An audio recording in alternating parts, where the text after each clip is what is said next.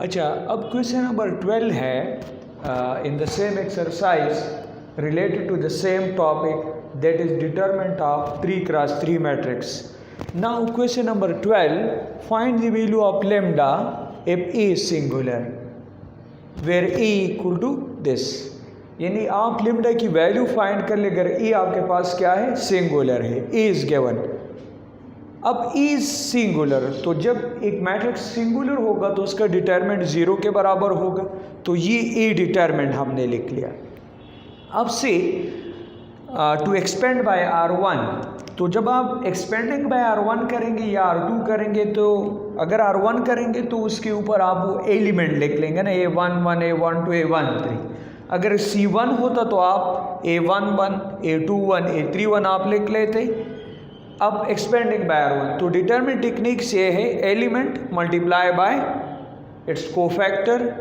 A12 तो A11, A12 element multiply by it's cofactor, A13 multiply by it's cofactor. अब ए small A11, इन दोनों में फर्क है। A11 small A11 represent the entry और element and E11 capital A11 represent the cofactor of that element. तो अब यहाँ small A11 here is minus lambda, फिर कोफैक्टर की डिफिनेशन आप अप्लाई करेंगे, that is E sub I J equal to -1 power I plus J into minor. तो अब -1 power 1 + 1 फिर M11, तो M11 माइनर है, तो इसका मतलब ये होगा कि आप डिटरमिनेंट लिख लेंगे फिर M11, तो अगर आप 11 यहाँ पुट करेंगे तो फर्स्ट रो ख़त्म हो जाएगा और फर्स्ट कॉलम रिमेनिंग को आप लिख लेंगे डिटरमिनेंट, सो माइनस लेमडा 1, 1 माइनस लेमडा, तो ये आ गया। फिर स्मॉल A12 इज 1। अब फिर क्या है, ये definition -1 power 1 + 2, first row second column ख़त्म हो गया, यानी ये फर्स्ट रो था और ये सेकंड कॉलम ये ख़त्म हो गया, तो रिमेनिंग इज 1, 1, 0 माइनस लेमडा। फिर अगर आप देख ले 13 दैट इज 0, बस A13 यानी कोफैक्टर लिखने की ज़रूरत नहीं है, ऑटोमेटिकली 0 हो जाएगा। अब -1 पावर 2 दैट इज़ 1, तो इसी वजह से हमने बस यहाँ ख़त्म कर लिया, दैट इज़ 1। अब AD minus BC, so minus lambda into minus lambda is lambda square, फिर -1 इंटू 1 इज़ 1, फिर -1 पावर 3 दैट इज़ -1, तो यहाँ आपके पास -1 आ जाएगा, फिर 1 into minus lambda is minus lambda, फिर -1 इंटू 0 इज 0। अब ये इसके साथ multiply, so minus lambda cube, minus lambda into -1 is plus lambda, फिर minus plus lambda is 2 lambda, फिर यहाँ लेमडा कॉमन है, so minus lambda square plus 2 equal to 0। इसका मतलब है कि लेमडा इज 0 और minus lambda square plus 2 is 0। इसको आप यहाँ शिफ्ट कर ले तो -2 बन जाएगा divide by -1, so lambda square equal to 2, तो पेयर स्क्वायर रूट लेंगे तो +-2 square the root, so the required value of lambda is 0 and +-2 square the root, and this question is important question. Now next question related to the same topic is solve for x, यानी x की वैल्यू हम find करेंगे। अब याद रख ले ये डिटरमिनेंट है, जब आपके पास डिटरमिनेंट हो तो डिटरमिनेंट में जब एक रो या एक कॉलम में 0 ज़्यादा हो, so we will expand by that और बाय दैट कॉलम, क्योंकि आपके पास ऑटोमेटिकली 2 टर्म्स 0 हो जाएंगे। तो अगर आप देख ले C1 में 2 0 है, इसी वजह से हमने लिखा है एक्सपेंडिंग बाय C1, सो A11, फिर A21, A31, फिर स्मॉल A11 इज x, फिर -1 पावर 1 + 1, फर्स्ट रो खत्म हो गया, फर्स्ट कॉलम -1, 1, 4, 5, फिर A21 दैट इज 0, लिखने की ज़रूरत नहीं है, A31 0, तो लिखने की ज़रूरत नहीं है बाकी।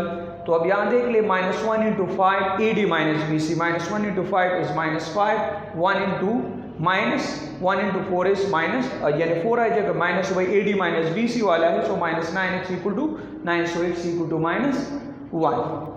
तो ये है आपके पास x की वैल्यू। इसके बाकी 2 पार्ट्स भी है, वो भी इसी तरह है, आप ट्राई कर सकते हैं, एक्सपेंडिंग बाय R1 या C1 आप कर सकते हैं। नाउ द नेक्स्ट क्वेश्चन है जो डिटरमिनेंट्स के प्रॉपर्टी से रिलेटेड है, तो यहाँ मैं थोड़ा डिस्कस कर लेता हूँ इसको भी। ये क्वेश्चन नंबर 5 है ना। टेक्निक्स मेरा ये कि मैं टॉपिक से रिलेटेड क्वेश्चन पढ़ाता हूँ। तो अब यहाँ देखने से लेट से ABC, यहाँ भी ABC आपको साबित करना है कि left hand side equal to the right hand side. अब अगर आप यहाँ देख ले, हमारे पास डिटर्मिनेंट की एक प्रॉपर्टी है। वो प्रॉपर्टी ये है कि अगर डिटर्मिनेंट में एक रो या एक कॉलम के साथ एक कांस्टेंट ऐड हो या कांस्टेंट ऐड हो, लेट्स से कांस्टेंट भी आप कह सकते हैं, तो उसी डिटर्मिनेंट को आप सम ऑफ टू डिटर्मिनेंट के फॉर्म में आप लिख सकते हैं। अगर आप लेफ्ट हैंड साइड ले लें ये वाले, अब यहाँ देख ले, इस रो के साथ एक रो या एक कॉलम के साथ अगर एक कांस्टेंट ऐड है हर एक के साथ, यानी इसके साथ 1 के साथ -3 ऐड है, इसके साथ -3 और इसके साथ -3c ऐड है, तो अगर एक रो या एक कॉलम में एक के साथ एक एंट्री ऐड हो यानी एक कांस्टेंट ऐड हो, तो उस डिटरमिनेंट को आप सम ऑफ टू डिटरमिनेंट के फॉर्म में आप लिख सकते हैं। सो A1 4 फिर B2 5 फिर C3 6 बेटा। फिर next remaining sum of two, so A -3 4 B -3B 5 C -3C 6, तो ये आ गया सम ऑफ टू डिटरमिनेंट। अब यहाँ देख ले, इसमें -3 कॉमन है, ले लिया। फिर डिटरमिनेंट की प्रॉपर्टी है उसके मुताबिक कि अगर एक रो या एक कॉलम, अगर कोई भी दो रो या कोई दो कॉलम्स सेम हो, इक्वल हो, यानी ABC सेम है, आइडेंटिकल है, then the determinant will be 0। अगर आप देख ले दो रोज आर आइडेंटिकल, मतलब R1 और R2 बराबर है, तो इसका मतलब है कि डिटरमिनेंट 0 के बराबर होगा, तो ये 0 हो गया। So we get the required right hand side. Stop कर ले।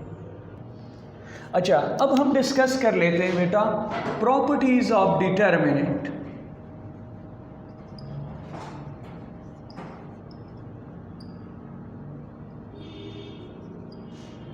Properties of determinant. अब डिटरमिनेंट के प्रॉपर्टीज है, यानी इसके मैथमेटिकल टूल्स है कि अगर डिटरमिनेंट हो तो उसमें हम कौन से प्रॉपर्टी हम अप्लाई कर सकते हैं। फर्स्ट प्रॉपर्टी ये है इन सो सिंपल वर्ड्स कि अगर आपके पास डिटरमिनेंट में एक रो या एक कॉलम के सारे एंट्री 0 हो, so that determinant will be 0। अगर आप देख लें यहाँ रो 1 के सारे एंट्री 0 है, then the determinant will be 0। Check करने की जरूरत नहीं है, तो यहाँ साथ में आप लिख लेंगे कि R1 is 0 is equal to 0। अब एक रो या एक कॉलम के, अब एक रो के हैं, अगर आप कॉलम में लिख लेना 0 0 0 2 3 5 1 2 8, सो दैट इक्वल टू 0 बेटा। तो अगर आप यहाँ देख ले, यहाँ C1 के सारे एंट्री 0 है, तो जब एक रो एक कॉलम के सारे entry 0, then the determinant will be 0। अगर आप देख ले C1 के सारे एंट्री 0 है, so then the determinant will be 0। तो ये आपके पास सेकंड प्रॉपर्टी, फर्स्ट प्रॉपर्टी है कि अगर डिटरमिनेंट में एक रो या एक कॉलम के सारे एंट्री 0 हो, then the determinant will be equal to 0। Next property ये है, सेकंड प्रॉपर्टी, कि अगर दो डिटरमिनेंट में दो रोज या दो कॉलम्स आइडेंटिकल हो, यानी मतलब ये अगर मैं यहाँ लिख लूँ ABC 1 2 3 0 -1 5 आइडेंटिकल हो, तो यहाँ लिख लेंगे ABC, so that equal to 0। Why? ABC जब दो रोज या दो कॉलम्स, ना कि एक रो और एक कॉलम, अगर 2 रोज या 2 कॉलम्स आइडेंटिकल हो, then the determinant will be 0। तो यहाँ R1 इक्वल टू R2 है। अगर आप ये ले ले 1 1 1 1 1 1 2 3 5, दैट इज 0। वाई? अगर आप देख ले C1 और C2 आइडेंटिकल है, देन द डिटरमिनेंट इज 0। तो अब यहाँ ये फर्स्ट 2 प्रॉपर्टीज है कि इसके मुताबिक डिटरमिनेंट कब 0 होगा। जब आप क्वेश्चन भी सॉल्व करेंगे तो उसमें आप देखेंगे कि इक्वल टू 0 है। जब इक्वल टू 0 होगा तो आप देखेंगे कि या तो डिटरमिनेंट में एक रो या एक कॉलम के सारे एंट्री 0 होंगे, then the determinant will be 0, या अगर दो रोज या दो कॉलम्स आइडेंटिकल हो, then the determinant will be equal to 0। अब नेक्स्ट अगर आप देख ले, थर्ड प्रॉपर्टी है, थर्ड प्रॉपर्टी ये है कि अगर एक मैट्रिक्स है, आप उसका डिटरमिनेंट ले लें और फिर उसका अगर आप ट्रांसपोज भी ले लें और फिर डिटरमिनेंट ले लें, तो वो दोनों बराबर होंगे, यानी E determinant is equal to A transpose determinant. तो इस पर मैं आई थिंक सो एक क्वेश्चन नंबर 3 भी है ना, कि use the property of determinant and show that E transpose whole determinant equal to E whole determinant, यानी आर ए डिटरमिनेंट। तो यानी फॉर एग्जांपल अगर आप ले ले मैट्रिक्स से S, we have 1 2 3 4, let's say 2 cross 2 आप ले, तो इसका आप डिटरमिनेंट निकालें। सो 1 2 3 4, सो 1 into 4, 4 minus 6 is -2। अगर आप ट्रांसपोज का डिटरमिनेंट लेंगे तो रो को कॉलम में लिख लेंगे 3 4, सो अगेन 4 minus 6 is -2। तो अगर आप देख लें दोनों बराबर है, तो ये आपके पास है प्रॉपर्टी ऑफ डिटरमिनेंट। अब इसके बाद कुछ प्रॉपर्टीज और भी है जो हम एक क्वेश्चन में भी साथ में हम डिस्कस कर लेंगे, या वही क्वेश्चन अभी डिस्कस कर लेते हैं। वो क्वेश्चन नंबर 5 का सेकंड पार्ट है। इसमें ये है कि ए B C 1 - 3a 2 - 3b 3 - 3c 4 5 6 is equal to A B C 1 2 3 4 5 6। अब एक प्रॉपर्टी ये है जो मैं इस क्वेश्चन के साथ डिस्कस कर लेता हूं कि अगर डिटरमिनेंट में एक रो या एक कॉलम के साथ कोई कांस्टेंट ऐड हो, अगर आप ये रो ले लें तो इसके साथ -3a -3b -3c ये ऐड है, तो जब डिटरमिनेंट में एक रो एक कॉलम के साथ एक कांस्टेंट ऐड हो तो उस डिटरमिनेंट को आप सम ऑफ टू डिटरमिनेंट के फॉर्म में आप लिख सकते हैं। अगर आप देख ले तो यहाँ इसके साथ ये ऐड है, तो ये इस तरह आप लिखेंगे a1 4 b2 5 c3 6 plus a -3a 4 b -3b 5 c -3c 6।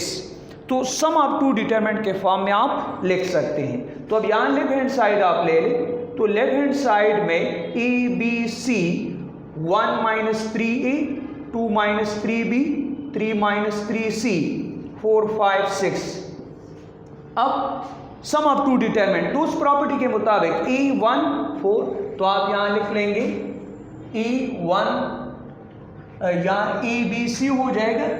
तो अगर आप देख ले a1 4, फिर है यहां b 2 5, फिर है c3 6।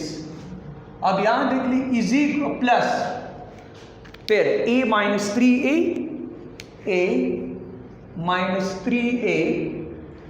4, फिर b -3b 5, फिर c -3c 6।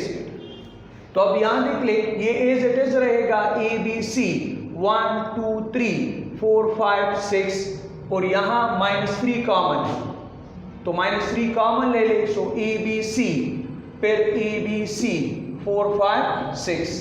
तो अगर आप देख ले two rows are identical, then the determinant will be equal to 0। So a b c 1 2 3 4 5 6, तो यहाँ अगर आप देख ले दैट इज 0, क्योंकि दो रोज आइडेंटिकल है, r1 equal to r2, so that is equal to a b c 1 2 3 4 5 6, which is required right hand side. अच्छा, अब डिटरमिनेंट से रिलेटेड एक और प्रॉपर्टीज भी है जो एमसीक्यूज में आपके बुक में यूज है। तो उसमें एक प्रॉपर्टी ये है कि determinant of A plus B is equal to determinant of A plus determinant of B. ये प्रॉपर्टी है कि determinant of A plus B is equal to determinant of A plus determinant of B. फिर second है कि determinant of A B is equal to determinant of A into determinant of B. बेटा अब इससे related आप ये MCQs भी बना सकते हैं कि if determinant of A is equal to 2, then determinant of A plus A transpose is equal to, that is equal to 2 0 4 d none। तो अगर आप देख ले by using this property determinant of A plus determinant of A transpose, तो अगर आप देख ले यहाँ डिटरमिनेंट ऑफ ए इज 2 और determinant of A transpose is equal to determinant of A जो प्रॉपर्टी थी अगर आपको याद है, so that equal to A, so that is equal, so that is 4, so this option is correct. अब ये भी आपके पास है कि if determinant of A is equal to 2 and determinant of B equal to 3, then determinant of E B या A square B अगर आप ले लें इज इक्वल टू, तो यहाँ ये आपके पास आ जाएगा 6, बी आपके पास आ जाएगा 12, 8, none। अब यहाँ याद रख ले ये भी एक प्रॉपर्टी है कि determinant of A power n यानी n टाइम्स मल्टीप्लिकेशन, ये बराबर होगा determinant of A whole power n के बराबर होगा। तो अब इस प्रॉपर्टी के मुताबिक determinant of A square determinant of B is equal to determinant of A whole square determinant of B. तो ए का डिटरमिनेंट है 2, तो 2 का स्क्वायर, बी का है 3, सो दैट इज 12। तो ये आपके पास आ गया डिटरमिनेंट इसका। एक और प्रॉपर्टी है आई थिंक सो जो एमसीक्यूज में भी यूज है बुक के, कि determinant of k times e is equal to k power n determinant of a।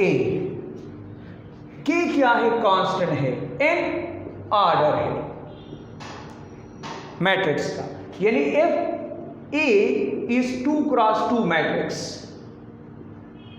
Then determinant of 3a is equal to, अब इस प्रॉपर्टी के मुताबिक 3 कांस्टेंट है, so 3 power order of e is what 2 cross 2, तो ये नहीं कि आप 4 लिखेंगे बल्कि 2 लिखेंगे, 3 power 2 into determinant of a, so 9 into determinant of a is, अगर आपको गिवन हो that must be given say that is 2, so that will be 18। तो ये प्रॉपर्टी आप उस क्वेश्चन में आप यूज करेंगे। अब डिटरमिनेंट से रिलेटेड एक और प्रॉपर्टी भी है कि अगर आपके पास एक मैट्रिक्स हो दैट इज अपर ट्रायंगुलर और लोअर ट्रायंगुलर मैट्रिक्स, तो उसका डिटरमिनेंट अगर आप निकालेंगे 1 2 3 0 1 2 0 0 5, तो अगर आप देख लें ये अपर ट्रायंगुलर मैट्रिक्स है। अपर ट्रायंगुलर मैट्रिक्स में डायगोनल के बिलो एंट्री 0 होते हैं बेटा, तो इसका डिटरमिनेंट डायरेक्ट आप निकालेंगे, से इसको आप 3 कर दें,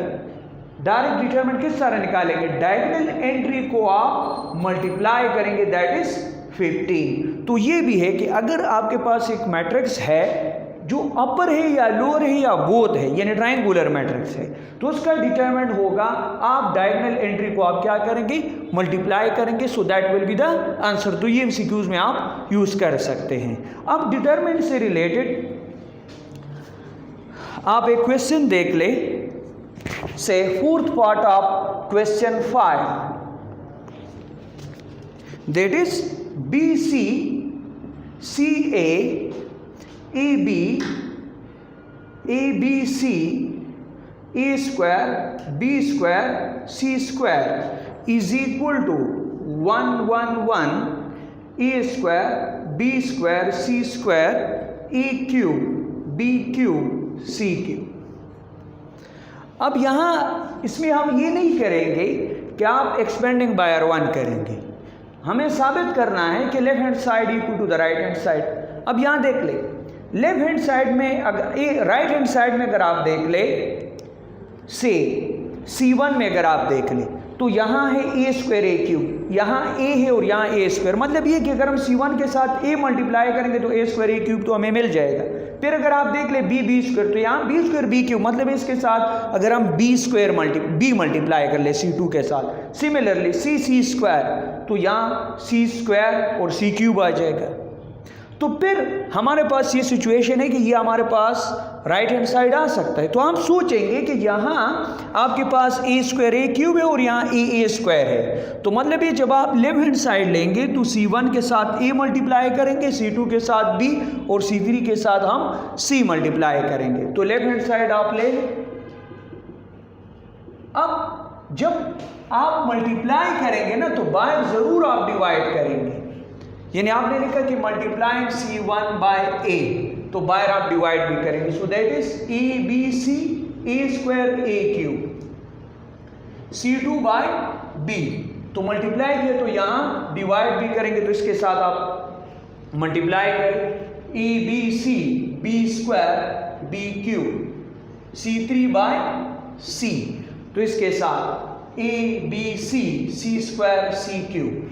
अब यहाँ देख ले, यहाँ डिवाइड भी करेंगे, ABC कॉमन है तो ये कॉमन ले, सो ABC और ABC 1 1 1 A square B square C square A cube B cube C cube, this is cancel out, we get 1 1 1 A square B square C square A cube B cube C cube, which is the right hand side.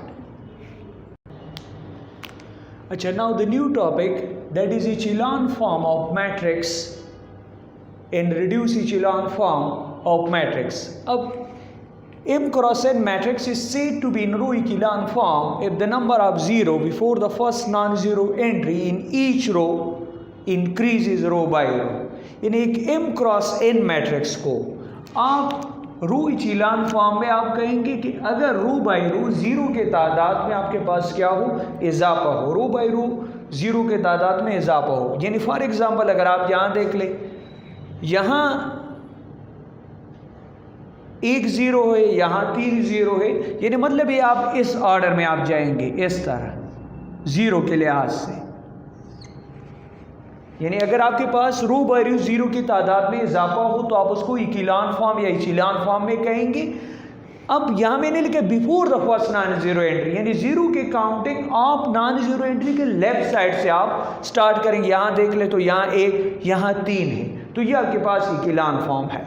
अगर आप यहाँ देख ले यहाँ 1 यहाँ 2 यहाँ 3, तो increase हो रही इसके मुताबिक, सो दैट इज इचेलॉन फॉर्म। अब यहाँ जाए, यहाँ 2 है यहाँ 1 है, कम हो गए, फिर यहाँ 2 है, तो ये लिहाज आपके पास इचेलॉन फॉर्म में नहीं है। तो इचेलॉन फॉर्म में आपके पास नंबर ऑफ ज़ीरो भी इंक्रीज होंगे रो बाई रो। रो बाई रो आपके पास ज़ीरो के तादाद में अगर इजाफा हो तो आप कहेंगे कि ये आपके पास इचेलॉन फॉर्म में है। नेक्स्ट, अब इस टॉपिक से रिलेटेड है rank of matrix. The number of non zero row in echelon form is called rank of matrix. अब रैंक क्या है? इचेलॉन फॉर्म में नॉन ज़ीरो रो के तादाद को आप कहेंगे उसका रैंक। अगर आप देख लीजिए इचेलॉन फॉर्म में है क्योंकि यहाँ 1 ज़ीरो यहाँ 2 ज़ीरो, तो कितने नॉन ज़ीरो रो है? एक ये है, एक ये है और एक ये, तो 3 है, सो रैंक इज 3। अब यहाँ जाए, यहाँ कितने नॉन ज़ीरो रो है? 1 2, लेकिन ये तो सारे एंट्री ज़ीरो है, तो लिहाजा इसका रैंक क्या है? 2 है। अब ये आइडेंटिटी मैट्रिक्स है, इसका रैंक क्या है? 3। और identity matrix is always in reduce in echelon form, also in reduce echelon form, जो अभी हम पढ़ेंगे। तो इसका रैंक आपके पास 3 है। और ये भी आप नोट कर ले कि rank of null matrix is always 0, यानी नल मैट्रिक्स का रैंक हमेशा आपके पास क्या होगा? 0 होगा। तो रैंक क्या है? इचेलॉन फॉर्म में आप नॉन ज़ीरो रो के तादाद को आप कहेंगे रैंक। इसमें अगर आप देख लीजिए इचेलॉन फॉर्म है तो इसमें कितने नॉन ज़ीरो रो है? 3। ये भी इचेलॉन फॉर्म है क्योंकि यहाँ 2 ज़ीरो यहाँ 3 zero, row by row zero increase हो रहे, तो इसका रैंक है 2 क्योंकि 2 नॉन ज़ीरो रो है। Now the next topic is reduce echelon form. Reduce echelon form क्या है? अगर वो 2 कंडीशन सेटिस्फाई कर ले, फर्स्ट वो है ये है कि वो इचेलॉन फॉर्म में होना चाहिए। सेकंड ये है कि first non zero entry in each row must be 1, हर रो में फर्स्ट नॉन ज़ीरो एंट्री वो 1 होना चाहिए, and its above below entry will be all 0। यानी अगर फर्स्ट नॉन ज़ीरो एंट्री 1 है तो उसके फिर अबव बिलो एंट्री अगर होंगे सो दैट विल बी 0। अब यहाँ देख ले, फर्स्ट देख ली इचेलॉन फॉर्म में है क्योंकि यहाँ 1 ज़ीरो यहाँ 2 यहाँ 4 है, तो इचेलॉन है। फिर हर रो का नॉन ज़ीरो एंट्री 1 होना चाहिए। फर्स्ट रो में आ जाए नॉन ज़ीरो एंट्री क्या है? 1 t। फिर इस रो में आ जाए फर्स्ट नॉन ज़ीरो एंट्री क्या है? 1। अबव बिलो एंट्री 0 है कि नहीं? अब इसमें तो और नॉन ज़ीरो एंट्री है ही नहीं, तो अगर नॉन ज़ीरो एंट्री होगा तो वो 1 होगा और इसके अबव बिलो एंट्री क्या होंगे? 0 होंगे। अब यहाँ देख ले इचेलॉन फॉर्म है, इसमें first non zero entry 1, below entry 0, इसमें फर्स्ट नॉन जीरो एंट्री क्या है 1, अबव बिलो एंट्री 0। इसका फर्स्ट नॉन जीरो एंट्री क्या है 1, अबव बिलो एंट्री 0। तो ये आपके पास है रिड्यूस इकोलन फॉर्म। तो रिड्यूस इकोलन फॉर्म के लिए फर्स्ट कंडीशन ये कि वो इकोलन फॉर्म में होना चाहिए। सेकंड ये है कि हर रो का फर्स्ट नॉन जीरो एंट्री 1 होगा और उस 1 के अबव बिलो एंट्री 0।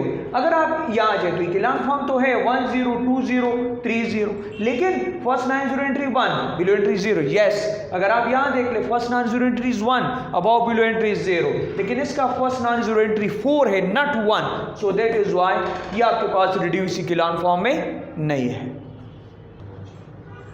अच्छा, question number 1 related to the same topic, आप कन्वर्ट कर लें इस मैट्रिक्स को इकोलन फॉर्म में। अब इसको हम इकोलन फॉर्म में कन्वर्ट करेंगे तो डिफिनीशन के मुताबिक हम रो बाय रो ज़ीरो की तादाद में इजाफा करेंगे, जो डिफिनीशन है इकोलन फॉर्म का। अब इकोलन फॉर्म हम किस तरह लाएंगे? अगर आपका हर क्वेश्चन में इकोलन फॉर्म में आपको फर्स्ट ये ज़ीरो करना चाहिए और ये ज़ीरो करना चाहिए, क्योंकि रो बाय रो ज़ीरो की तादाद में आप इजाफा करेंगे तो फर्स्ट यहाँ जो एंट्री होगा फर्स्ट आपका प्रैक्टिस ये होना चाहिए, इसको आप ज़ीरो करेंगे। अब 2 किस तरह ज़ीरो होगा? अगर आप इसके ऊपर देख ले 1 है तो इसके साथ अगर आप -2 मल्टीप्लाई करेंगे तो 2 - 2 0। तो यहाँ 2 को आप ज़ीरो बनाएंगे और ये है R2 में, सो R2 माइनस इसके ऊपर आप देख ले 1 है, तो इसके साथ अगर आप -2 मल्टीप्लाई करेंगे सो 2 - 2 इज 0। तो ऑपरेशन होगा R2 - 2 R1। R2 क्या है 2 1 4, इसके साथ -2, फिर ये -6 और ये 2, तो ये 8 कर ले तो 0 -5 और यहाँ 6। जो फर्स्ट अब यहाँ लिखेंगे बेटा, ये जो आपके पास है R2 या R3, जो फर्स्ट वन आप लिखेंगे चेंज इसमें आएगा आपके पास। तो इसी वजह से हमने लिखा है R2 - 2 R1। तो ये रफ वर्क आप जरूर करेंगे पेपर में। तो फर्स्ट 2 आपके पास 0 हो गया। अब 3 को भी 0 बनाना है। 3 आपके पास है R3 में, तो अब आप यहां लिख लेंगे R3। फिर कौन से रो के साथ ऑपरेशन करेंगे? फर्स्ट वन के साथ। फर्स्ट स्टेप में हमेशा आपके पास यही प्रैक्टिस होना चाहिए जो आपके बुक के क्वेश्चंस है, R2 - R1 या R1 के साथ आप या 2 मल्टीप्लाई करेंगे या 3 मल्टीप्लाई करेंगे या -1 या -2।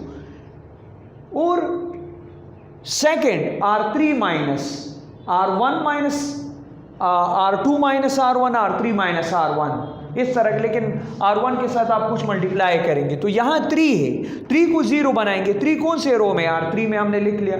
फिर ऊपर आप देख रहे यहाँ 1 है, तो इसके साथ अगर आप -3 मल्टीप्लाई करेंगे सो 3 - 3 विल बिकम 0, तो ये भी आपके पास 0 आ जाएगा। तो अब यहाँ क्या करेंगे? R3 - 3 R1, तो R3 - 3 R1, this is R3, 3 4 -5। इसके साथ R1 के साथ आप -3 मल्टीप्लाई कर ले सो -3 -9 और ये 3, यानी -3 -9 और ये 3, क्योंकि minus minus plus, so we get 0 -5 -2 हमने यहाँ लिख लिया। अब ये इकोलन फॉर्म नहीं है, क्यों? क्योंकि यहाँ अगर एक और 0 हम ले आए तो फिर ये इकोलन फॉर्म हो गया, यानी रो बाय रो 0 की तादाद में हम इजाफा करेंगे। तो जब इजाफा होगा तो तब वो आपके पास इकोलन फॉर्म में होगा। अब यहाँ देख ले, अब यहाँ अगर हम इस -5 को 0 कर लें तो यहाँ 1 0, यहाँ 2 0 आ जाएंगे, यानी इस तरतीब से आप जाएंगे। तो यहाँ 1 0, अब अगर ये 0 हो जाए फिर आपका मसला हल हो गया, ये मतलब ये इकोलन फॉर्म। अब -5 0 बनाना है। अब -5 किस तरह 0 बनाएंगे? ये नहीं कि आप R3 के साथ 0 मल्टीप्लाई कर ले बस सर, तो आप कहेंगे कि यार ये 0 हो गए। नो, इसके साथ कुछ ऑपरेशन करेंगे। अब -5 है, इसको 0 बनाना है, तो इसके ऊपर आप देख ले -5 है, तो अगर हम इसके साथ माइनस मल्टीप्लाई कर ले तो +5 बन जाएगा, तो -5 + 5 इज 0, तो फिर ये 0 हो जाएगा। बात स्टूडेंट कहेंगे कि सर इसके साथ ऑपरेशन नहीं, इसके साथ हम नहीं कर सकते। अगर आप इसके साथ करेंगे तो फिर ये आपके पास यहाँ जो है 0, आपके पास ये 0 खत्म हो जाएगा फिर। तो इसके ऊपर आप देखेंगे, इसके ऊपर, तो अगर आप देख ले -5 के ऊपर -5 है, लेट्स से हियर, तो इसके साथ अगर आप -5 मल्टीप्लाई कर ले, चेंज लाएंगे R3 में, तो आप लिख लेंगे R3 किसके साथ -5 मल्टीप्लाई करेंगे? R1 के साथ। सो -1, सो R3 माइनस R2, तो R3 इज 0 -5 -2, और ये है इसके साथ -1 0 5 -6, तो 0, ये भी 0, और ये आपके पास -8। तो अगर आप देख ले यहाँ 1 0, यहाँ 2 0, तो यहाँ रो बाय रो 0 की तादाद में इजाफा हो रहा है, तो लिहाजा ये इक्विलान फॉर्म है। अब अगर एक क्वेश्चन है आपके बुक का, जो क्वेश्चन नंबर 3 है, find the rank of matrix. तो रैंक क्या है? The number of non zero row in echelon form is called rank of matrix. तो सेम क्वेश्चन है यहाँ, एक स्क्वायर मैट्रिक्स आपको गिवन होगा, आप उसको कन्वर्ट करेंगे इक्विलान फॉर्म में, इक्विलान फॉर्म में आप कन्वर्ट करेंगे। ये से आपको मैट्रिक्स गिवन था, लेट से क्वेश्चन नहीं था कि इसका आप रैंक फाइंड कर लें, आपने इक्विलान फॉर्म में कन्वर्ट कर लिया। रैंक क्या है? नंबर ऑफ नॉन जीरो रो, तो कितने नॉन जीरो रो है? 3, तो इसका रैंक आपके पास क्या है? 3। तो सिमिलरली आप क्वेश्चन नंबर 3 भी इसी तरह कर सकते हैं, इक्विलान फॉर्म में कन्वर्ट करेंगे, देख लेंगे कितने नॉन जीरो रो है। अगर 3 है नॉन जीरो रो तो रैंक 3 होगा, अगर 2 नॉन जीरो रो है तो फिर रैंक 2 होगा। अब यहां देख ले second part of the same question. अब इसमें यह है कि आप इसको रिड्यूस इक्विलान फॉर्म में कन्वर्ट करेंगे। रिड्यूस इक्विलान फॉर्म के लिए फर्स्ट कंडीशन ये है कि वो इक्विलान फॉर्म में होना चाहिए। सेकंड कंडीशन ये है कि हर रो का नॉन जीरो एंट्री 1 होना चाहिए और इसके अबाव बिलो एंट्री क्या होने चाहिए? 0 होने चाहिए। अब यहाँ देख ले, अब यहाँ पिवट एंट्री आपके पास 2 है, तो जब भी आप रिड्यूस इक्विलान फॉर्म के क्वेश्चन सॉल्व करेंगे तो यहाँ फर्स्ट नॉन जीरो एंट्री आप 1 करेंगे। तो अब इस तरह का, लेकिन दोनों को आप इंटरचेंज कर लें, ये इंटरचेंज का सिंबल है कि आप 2 रोज को आप इंटरचेंज करेंगे, और ये जो सिंबल हम यहाँ आर लगाते हैं इसका मतलब होता है रो ऑपरेशन, तो हमने इंटरचेंज कर लिया। अब इक्विलान फॉर्म में फर्स्ट कन्वर्ट करेंगे ना, लेट से, तो 2 को आप 0 बनाएंगे और 3 को आप 0 बनाएंगे, तो R2 -2 R1 इसके साथ -2 मल्टीप्लाई करेंगे, फिर R3 -3 R1, तो ये 0 हो जाएगा। तो ये रफ वर्ग है 2 3 -1 9, ये R2, फिर इसके साथ R1 के साथ -2, तो -2 फिर 2 फिर -4 और फिर ये आपके पास 6, सो वी गेट दिस, हमने यहाँ लिख लिया। फिर R3 -3 R1, ये रफ वर्ग है, R3 3 1 3 2 -3 3 -6 9, तो अगर आप देख ले ये कैंसिल 4 -3 और ये 11, सो वी गेट दिस। अब अगर आप R2 में देख ले 0 5 -5 15, सो दैट इज डिविजिबल बाय 5 पर हमने डिवाइड किया 1/5 R2, सो वी गेट 0 1 -1 3। अब नेक्स्ट इक्विलान फॉर्म में तो कन्वर्ट करना है ना, तो इसको आप 0 बनाएंगे ताकि 2 0 तो हो जाए ना, तो 1 0 फिर 2 फिर तो इक्विलान फॉर्म हो जाएगा। तो हमने क्या कर लिया, R3 में चेंज लाएंगे ना, जिस रो में आप चेंज लाएंगे उसी को फर्स्ट लिखेंगे, यानी R3 माइनस किसके साथ -4 मल्टीप्लाई करेंगे 1 के साथ, तो 1 कौन से रो में है? R1 में, तो यहाँ -4 R2। अब आप कहेंगे किस तरह के साथ हम 4 क्यों नहीं मल्टीप्लाई करते? लेट से कोई कहे R1 के साथ, जब आप 4 मल्टीप्लाई करेंगे बेटा तो इसके साथ भी होगा, तो 4 -4 ये तो 0 हो जाएगा, लेकिन यहाँ जो 4 आपने मल्टीप्लाई किया होगा वो यहाँ आ जाएगा, तो इसी वजह से इसके साथ हम ऑपरेशन नहीं कर सकते। अब यहाँ तो 0 आ गया, अब नेक्स्ट ये मैंने ये ऑपरेशन कर लिया। अब मेरे ज़हन में तो ये है कि मुझे रिड्यूस इक्विलान फॉर्म में कन्वर्ट करना है, तो इसके ऊपर यानी फर्स्ट नॉन जीरो एंट्री 1 होना चाहिए, ये तो 0 हो गया, लेकिन अबाव एंट्री क्या होनी चाहिए? वो भी 0 होने चाहिए। तो -1 को 0 बनाएंगे, -1 कौन से रो में है? R1 में, तो इसके साथ 8 हो कि 0 बनेगा क्या? नहीं, सो R1 plus R1 plus R2, तो आपको पता है 1 + 0 = 0, -1 + 1 = 0, 2 - 1 = 1, 3 - 3 = 0, ये तो हो गया। अब नेक्स्ट अगर आप यहां देख ले, अब आप क्या करेंगे? ये इक्विलान फॉर्म है। अब फर्स्ट नॉन जीरो एंट्री क्या है? 1, बिलो एंट्री 0, इसका फर्स्ट नॉन जीरो एंट्री क्या है? 1, अबव बिलो एंट्री 0, क्योंकि हमने ये पढ़ा है कि रिड्यूस इक्विलान फॉर्म में फर्स्ट वो इक्विलान फॉर्म में होना चाहिए, सेकंड ये है कि फर्स्ट नॉन जीरो एंट्री 1 होना चाहिए और इसके अबव बिलो एंट्री 0 होने चाहिए। तो इसका first non zero entry 1, below entry 0, first non zero entry 1, above below entry 0। अब यहाँ जाए, इसके अबव एंट्री ये दोनों 0 करने हैं, तो अब अगर आप देख ले -1 को आप 0 बनाएंगे तो ये कौन से रो में है?